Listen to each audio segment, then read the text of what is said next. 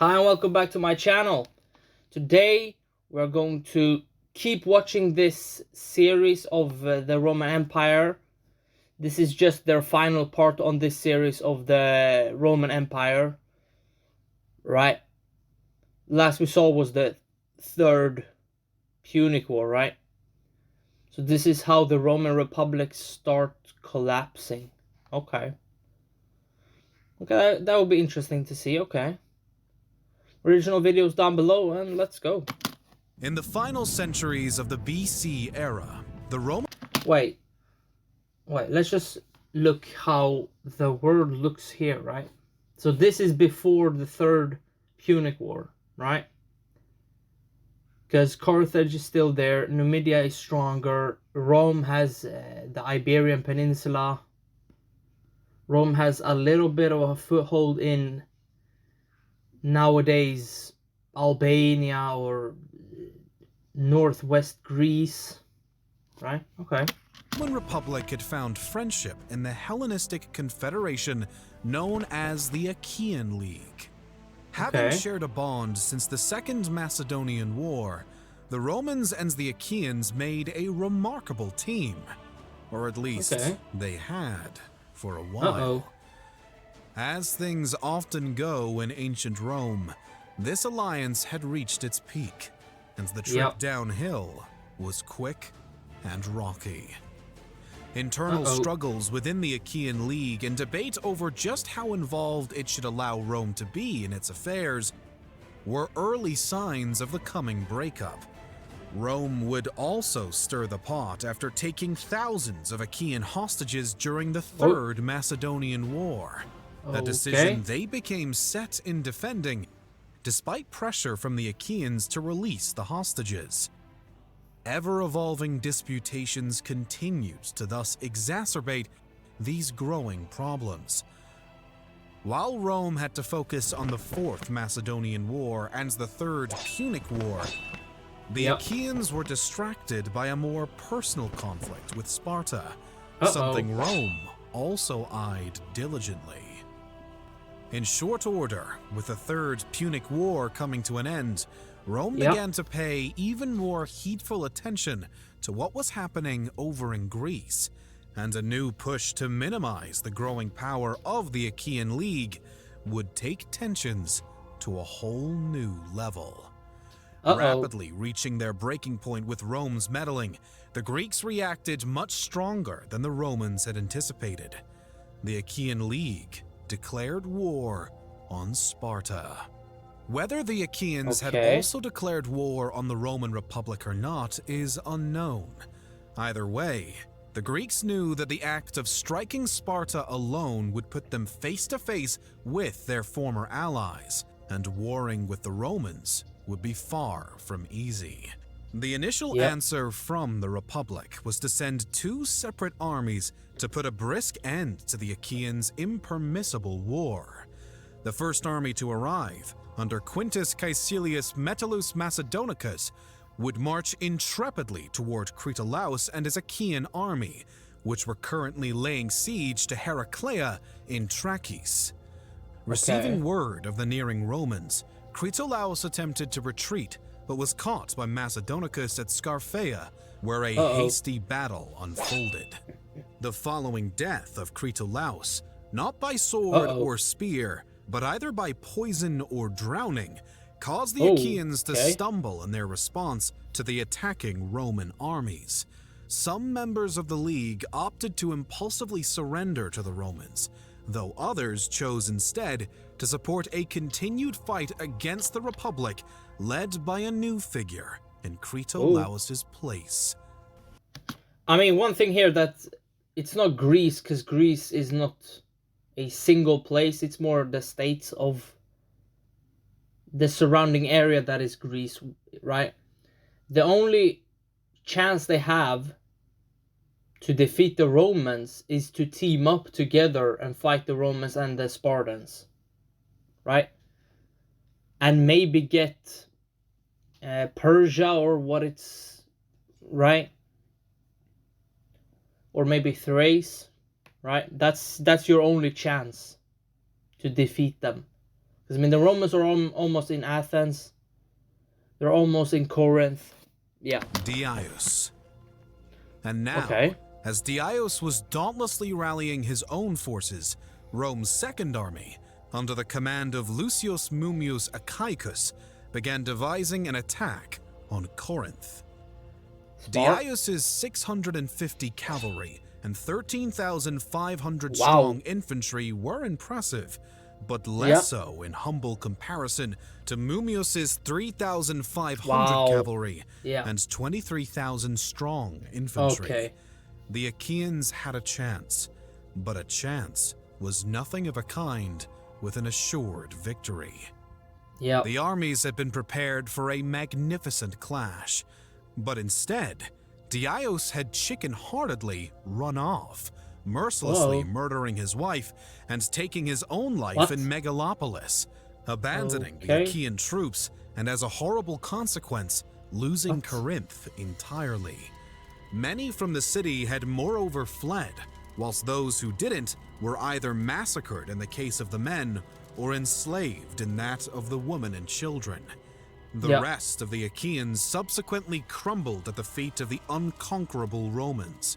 While some autonomy would remain due to the way the Republic chose to reorganize the region, there was no doubt now just how involved Rome would be in Achaean affairs, and it would be quite a lot.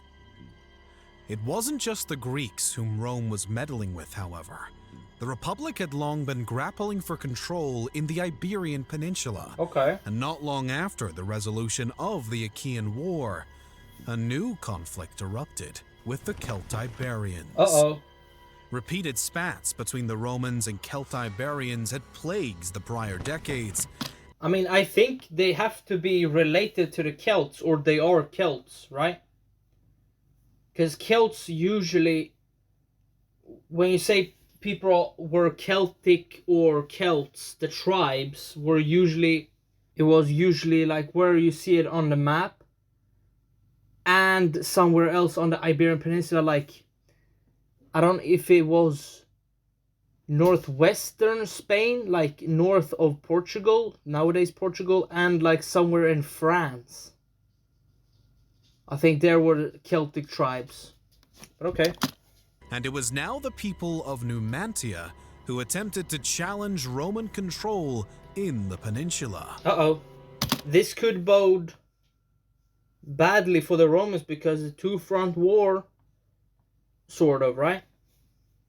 But okay. The conflict was grueling for both sides and started only a few years after the Republic had bested the Achaeans, then lasting until 133 BC when the Romans, by the hand of the champion of Carthage Scipio, managed to essentially starve the Numantines into surrender.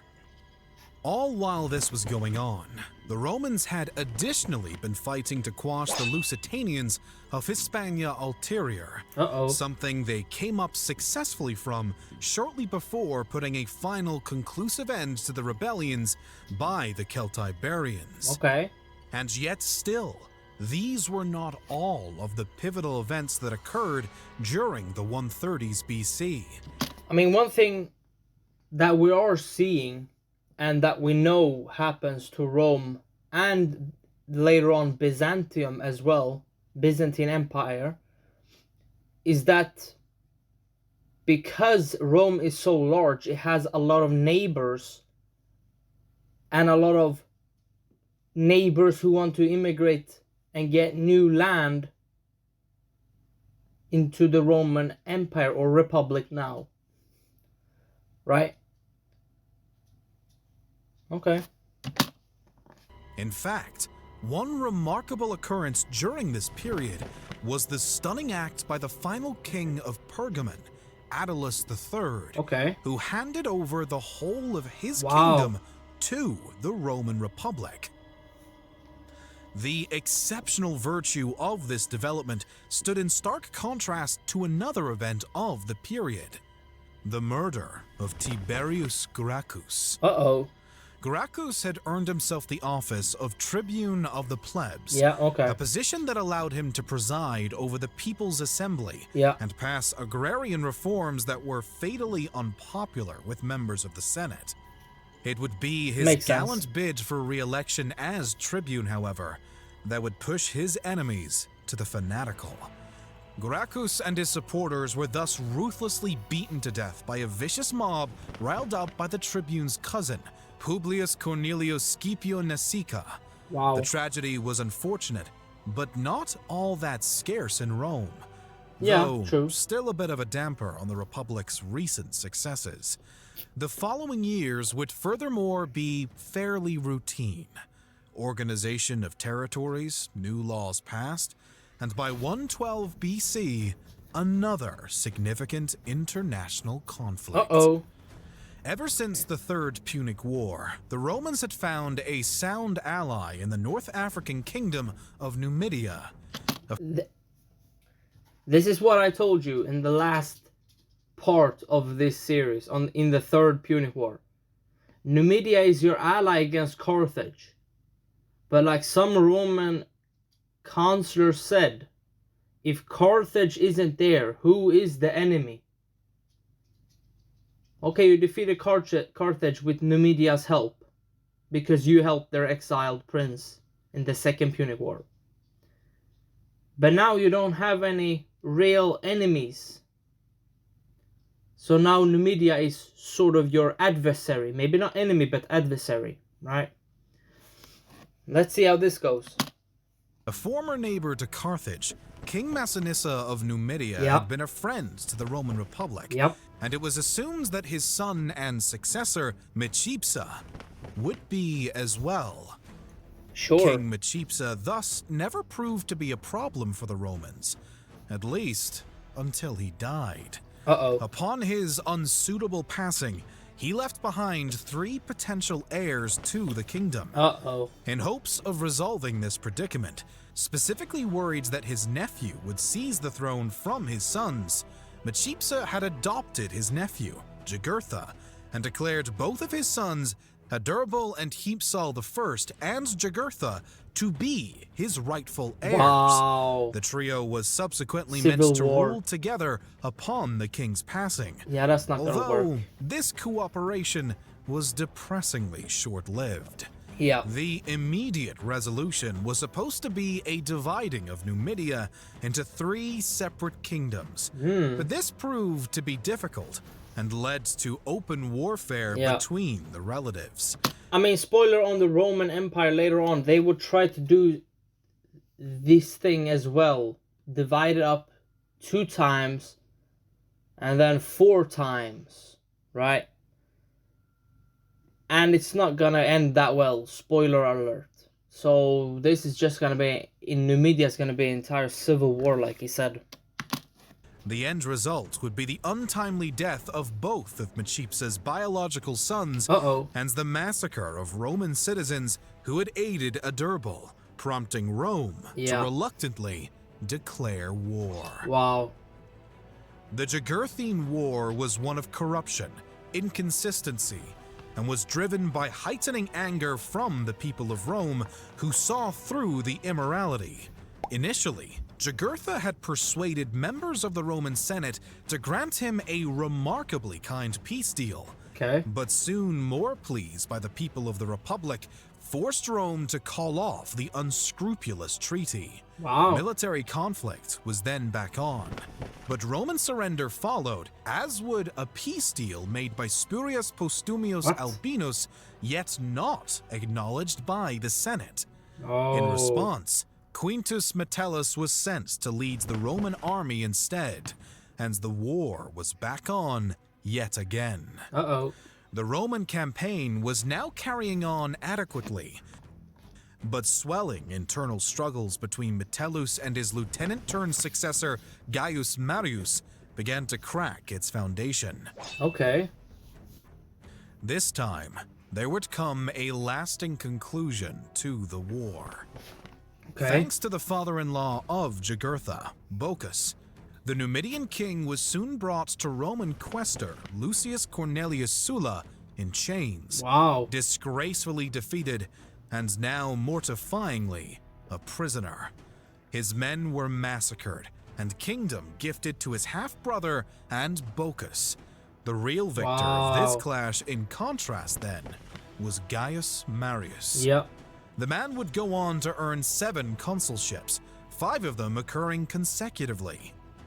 He would also institute a series of revolutionary military changes referred to as the Marian Reforms.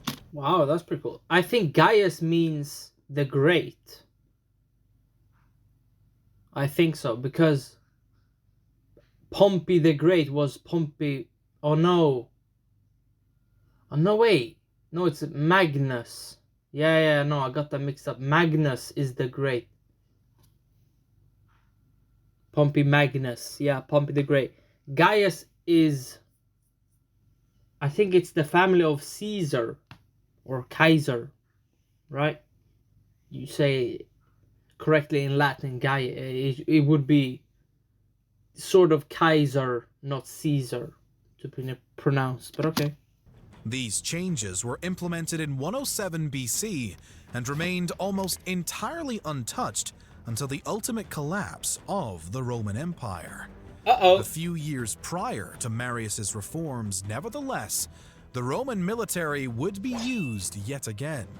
This time, it was back to brawling with the Celts.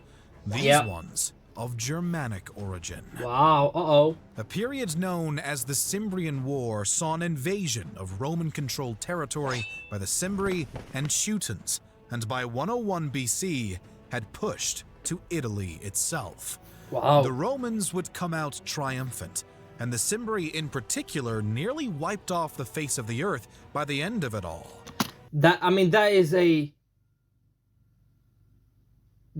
very accurate sort of thing that would happen over and over again to these tribes that would attack Rome. Either they would be defeated and then their population would become part of the Roman Empire or Republic, or they would be almost wiped out.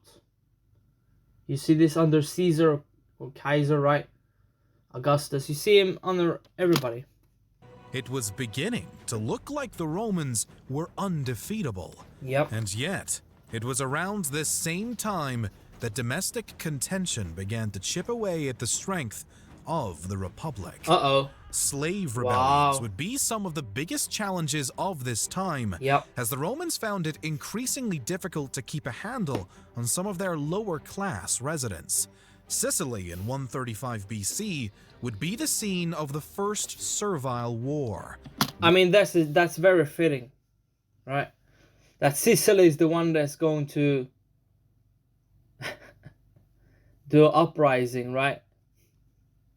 When Rome got Sicily during the First Punic War. Wow. One of these such troubling revolts. This particular war had a wildly peculiar trigger. Okay. A slave by the name of Eunice claims to be a prophet, and with the help of his growing supporters, fellow slaves, he craftily managed to capture the city of Enna. Eunice and his new commander, Cilician slave Cleon, then went on to wage a full-blown campaign of rebellion against the Roman Republic, something that the Roman army early on labored to stamp out. Even after laying siege to the slave-controlled cities in 134 BC, it took roughly 2 more years for the rebellion to finally come to an end. And still, round 2 would come in 104 BC, when the Republic reversed a decision to have all slaves from Roman allies freed.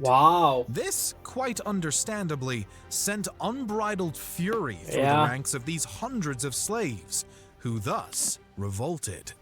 This second servile war also played out within Sicily's borders, and once more made it progressively difficult for the Romans to quell the growing mutiny. That's not good administration over Sicily. That's pretty bad. But slave revolts are a normal thing that happens, right? Just the human spirit wants to be free, right? But that's pretty lackluster to do that. Like, you set them free and then reverse that, and obviously there's gonna be a revolt. Okay. After 3 years, the slaves would again, at length, be defeated. Wow, but this 3 repeated years. altercation and the struggle it took for the Republic to best their challengers, Yep. albeit a band of angry slaves, was beginning to shine a glaringly bright light on the weaknesses within Rome's structure. Yep. This came in startling contrast to its earlier victories and displays of great power, marking a magnifying decline of the Roman Republic. There would be, in due course, a third servile war in 73 BC that would show the true progress of ruinous erosion happening within the Republic, but not before another tussle, known as the Social War. What? Beginning in 91 BC, this was more treacherous than a slave rebellion. Okay. It was a war on friends, a clash between the Roman Republic and a hurtful some of its allies. Okay. These longtime friends of the Republic were growing increasingly unsatisfied with their positions as lesser status, lacking Roman citizenship and all that comes along with it. Rome was repulsed by this idea, only displeasing their allies further, who would not back down on this new demand for equality. As often was the case when discord rang out in the vicinity of Rome, the situation inevitably turned to warfare. Yeah. These hostilities would last for 4 years in total. I mean, technically it is a civil war, but how Rome worked was that they took their allies, sort of like Genghis Khan does later on, right? He either destroys his enemy or another tribe, or he destroys sort of almost all the men and takes in the rest of the population, right? Rome did sort of the same. By the end of it, Rome had both won and lost. On the one hand, they managed to maintain decent relations with their comrades, as some surrendered and others simply chose to remain loyal. Okay. And yet, on the other hand, they lost, because the only way to make the first part true was for the Republic to finally agree to their allies' demands and grant citizenship to all residents of peninsular Italy. Okay. Nevertheless, life went on, and there were still ever-growing problems at home that needed Roman attention. A few years after the debacle with the Republic's allies, one of Rome's own stirred up a new plight. Uh-oh. The man who had been handed the king of Numidia in chains, Lucius Cornelius Sulla, marched on the capital of the Republic with one thing in mind. Okay. Ultimate power. Uh-oh. Sulla... So they tried to do what Caesar does later on. Wow. First seized control in Rome back in 88 BC, but shortly left to fight the First Mithridatic War against rebellious Greek cities led by King Mithridates VI of Pontus. After the Roman victory a few years later, Sulla audaciously marched back to Rome to continue pursuing his goals at home. I mean, this does sound like what Caesar did. Caesar fought in nowadays France or Gaul. He fought in Britain, right? And then he comes back and takes power. I mean, this sounds the same, but in the East. Interesting. While the challenger had been gone, he had left a trusted ally, Gnaeus Octavius, in his place at the helm of the Roman Republic. I wonder if Gnaeus Octavius is related to Augustus. Maybe it's his grandfather? Or like uncle or something? I don't know. This substitute was later ousted by the exiled Gaius Marius, his son, and fellow opponent to Sulla, Lucius Cornelius Cinna. The successful opposition then massacred supporters of Sulla, and Marius and Cinna officially declared themselves to now be in the positions that Sulla had claimed for himself. Marius's days, however, were numbered, leaving Cinna on his own as the ruler of Rome and the sole adversary to the returning and impassioned Sulla. An army under Lucius Valerius Flaccus was sent to meet up with Sulla and relieve him from his duties in the east, leading to Sulla winning over a handful of Flaccus's troops before he could reach his destination. Wow.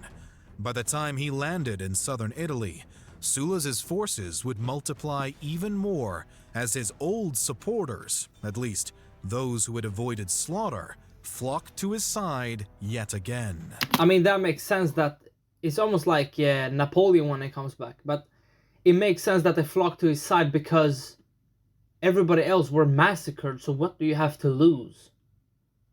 Right? So that was a little bit of a bad decision of the Roman Republic's part, but it also makes sense at this time to do so. The first battle of what would later be deemed Sulla's civil war thus came in 83 BC with the Battle of Mount Tifata, a clash that Sulla would easily win.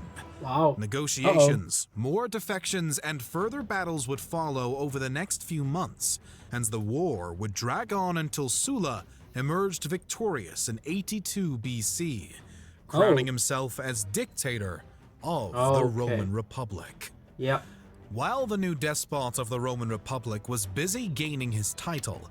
Wait, let's just remember that dictator is not the same as today, but dictator was granted by the Senate, I think it was, in a case of war when you needed things to go quickly, to decisions to be made quickly. That why you appointed someone to be a dictator.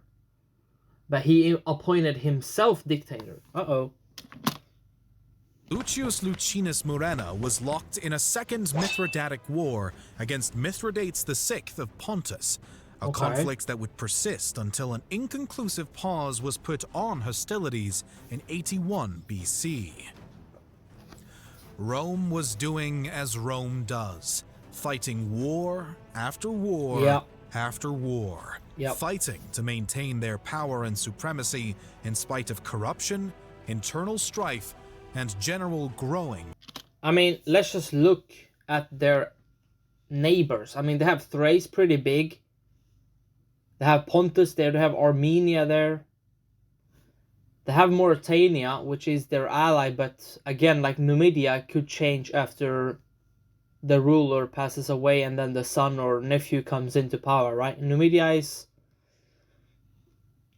it's pretty tiny, but, you know. The Ptolemaic Egypt, probably their ally, but could be their enemy as well. So no wonder there's war and war and war. And obviously tribes north of the Roman Republic. Instability. The decade following Sulla's campaign to take Rome for himself would be marred by the Sertorian War, the Third Mithridatic War, and the Third Servile War. The first of these contests began in 80 BC and was yet another rebellion, this time sparked by a group of Roman, Celtic, Iberian, and other rebels who opposed Sulla's new authority. Quintus Sertorius, the namesake of the war, had been an opposition fighter during Sulla's civil war and now led the new hostilities against the dictator. The conflict would last for 8 draining years, overlapping with the unrelated campaigns as it played out on the Iberian Peninsula. The light at the end of the tunnel could only be found when disloyalty within the opposition led Marcus Perperna to murder his alleged ally, Sertorius. Perperna was less of a challenge than his victim had been for Rome, and the great Pompey was quick to put an end to him as well. This was just in time, as the Republic was now fighting on 2 additional fronts. Over in Asia Minor, Rome was yet again facing off with Mithridates in what would be the largest and longest of the Mithridatic Wars, lasting a grueling 10 years and pulling allies from multiple continents into the bloodshed, It was another damaging event for the quivering republic, and it wasn't all that Rome had to deal with. Also in 73 BC, the third and most famous of the serviles broke out when 70 gladiators found freedom after escaping a gladiator school. It wasn't hard for these former slaves to stir up support amongst peers, and it wouldn't be long before their rebellious ranks reached over 100,000. Possibly the most famous of the gladiator force's leaders was Spartacus, who became impeccable at fending off Roman armies to continue his revolt. His motives and what he aimed for as his end goal of the rebellion are widely debated by modern and even older historic tellings. Whatever it may be, Spartacus and his troops seemed unstoppable, at least until Marcus Licinius Crassus took command of the Roman side. The Roman army found Crassus to be much more petrifying than the enemy itself, and thus this fear violently pushed them to triumph. The Republic was finally able to crush the third and last servile rebellion, and Crassus, with the help of Pompey, who was on his way back to Italy from the expedition in the Mithridatic War, ensured the utter decimation of the rebellious slaves. It's believed that Spartacus himself was one of these casualties. Ever since the end of the Third Punic War, two things had been true about the Roman Republic. Try as it might, it was plagued by military conflict, and it was collapsing like a sandcastle under high tide with each strike of the sword. I mean, yeah, you can see that, right? Conflict, constant conflict, and corruption, and inner fighting, civil wars, right? So maybe that counselor was right, that Carthage should have been kept alive and not destroyed entirely. Although, you can argue that the Roman Republic was destined to collapse, and then either it disappeared on the face of the earth, or an empire or kingdom comes into play. But okay. By the mid-1st century BC, there was little hope left for the Republic, and the Romans knew it. And one man, born at the turn of the century, would be the final piece in the crumbling puzzle. Julius Caesar. Wow, that was great. Yeah, you can really see the exponential, or not exponential, but you can see the decline of the Republic, right? The corruption, like I said, right? All the wars, civil wars, infighting. But that's what happens. All right, I'll see you in the next video. Bye.